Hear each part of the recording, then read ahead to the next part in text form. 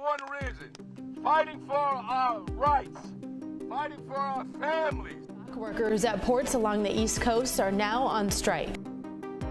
Over 45,000. About 45,000 members. Dock workers from Maine to Texas. From Maine to Texas. From Maine to Texas. Went on strike. 45,000 dock workers, over 3 dozen major ports, and a strike that could cripple the U.S. economy is just hours away. We're talking about disruptions that could hit everything from fresh produce to fuel prices, and no one's safe from the impact. The stage is set for a showdown between the International Longshoremen's Association and the shipping giants. And if the clock strikes midnight without a deal, we could be looking at the largest port strike in U.S. history. Welcome back to the channel, your go-to spot for breaking down the crazy world of economics, industry moves, and why your avocado toast might soon cost $15. Today, we're diving into the looming port strike that's set to begin at 12:01 a.m. tomorrow if negotiations between the International Longshoremen's Association, ILA, and the United States Maritime Alliance, USMX, don't make some serious progress. So, what's the deal? What's at stake? And how will it impact the U.S. economy, the trucking industry, and even your grocery bill? Buckle up, because this is a big one. The ILA, representing 45,000 dock workers, is gearing up for a strike that could shut down more than 36 major ports along the East and Gulf coasts. The last time we saw something like this was back in 1977, when the ILA went on strike for nearly 3 months. And history tells us one thing: when the dock workers strike, the effects are felt far beyond the ports. It's not just about boats and crates, it's about everything from the price of bananas to the availability of electronics. So why now? Well, it all boils down to a few key demands. The ILA is fighting for better wages, more comprehensive health care, and the protection of container royalties, a payment system that rewards workers based on the number of containers handled. But perhaps the biggest sticking point: automation. A 6-year contract, okay? And we are in negotiations now for a fair contract. A fair contract, okay? And a contract not filled with automation. The ILA is dead set against it, arguing that fully or even semi-automated ports would eliminate thousands of jobs. And they have a point. Look at the Port of Los Angeles, where automation led to the loss of 800 longshoremen jobs after just one terminal went fully automated. Deeper dive into automation debate. But it's not just about the East Coast. This automation issue is part of a broader trend we're seeing across industries worldwide. Automation could boost efficiency, sure, but at what cost? According to a study from the International Labor Organization, more than 56% of jobs in the transport and storage sectors could be at risk due to automation by 2040. That's millions of jobs gone globally, and Harold Daggett, the fiery president of the ILA, is making it clear that his union won't let that happen on his watch. Economic impact breakdown.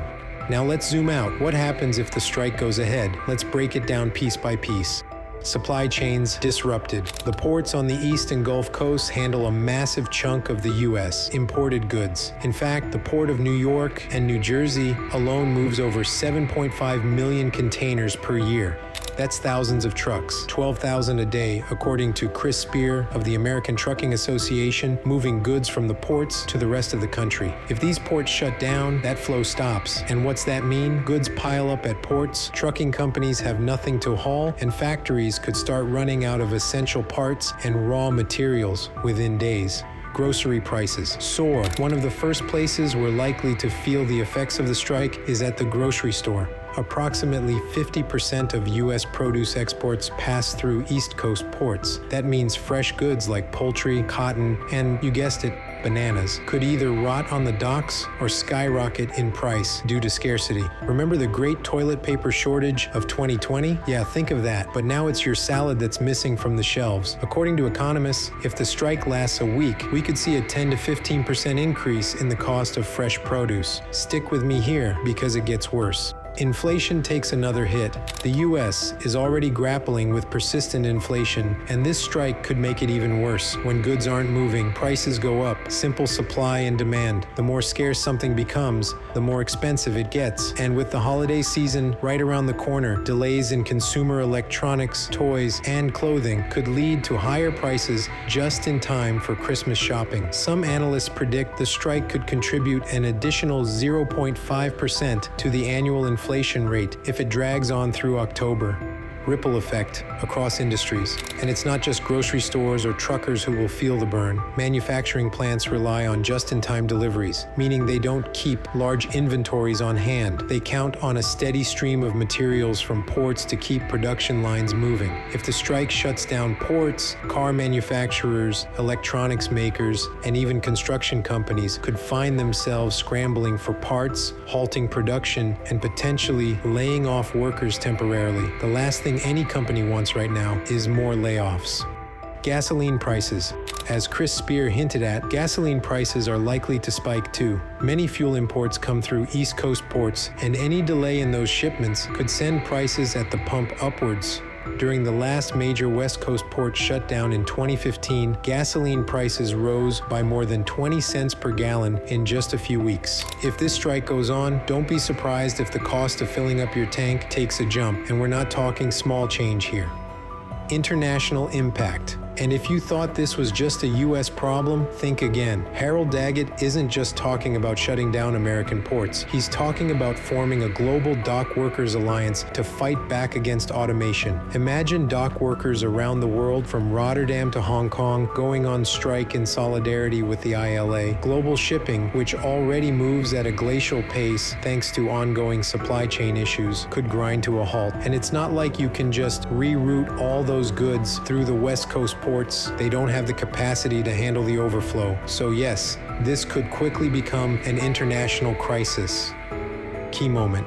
All right, so now we've got the big picture: disrupted supply chains, soaring prices, and a potential worldwide ripple effect. But here's the kicker: this could all be avoided if the USMX just meets the ILA's demands, right? Well, not so fast. The ILA is asking for some hefty changes, including a 70% wage increase. Now, that sounds like a dream race for anyone, but for companies facing tight margins and increasing automation pressures, it's not exactly an easy sell. And the Biden administration, they've been oddly quiet, despite the fact that they've backed labor movements in the past, including recent support for the UAW. So where do we go from here? The ports are on the verge of shutting down, negotiations are stalled, and both sides seem ready to dig in their heels. If the strike happens, it could be one of the most significant in U.S. history, affecting not just the dock workers, but the entire economy. Your groceries, your gas, your holiday shopping. And as for the trucking industry, they're the glue holding the supply chain together, and if they can't move goods, the whole system crumbles. All right, that's the lowdown on what's going on with the ILA strike and its potential impact. But I want to hear from you. Do you think the ILA is justified in their demands, or should the companies push back? Drop your thoughts in the comments. And hey, while you're there, smash that like button and hit subscribe to stay up to date with the latest in the world of finance, industry, and the economy. Trust me, things are only going to get more interesting from here. Happy Earth and earnings, my friends.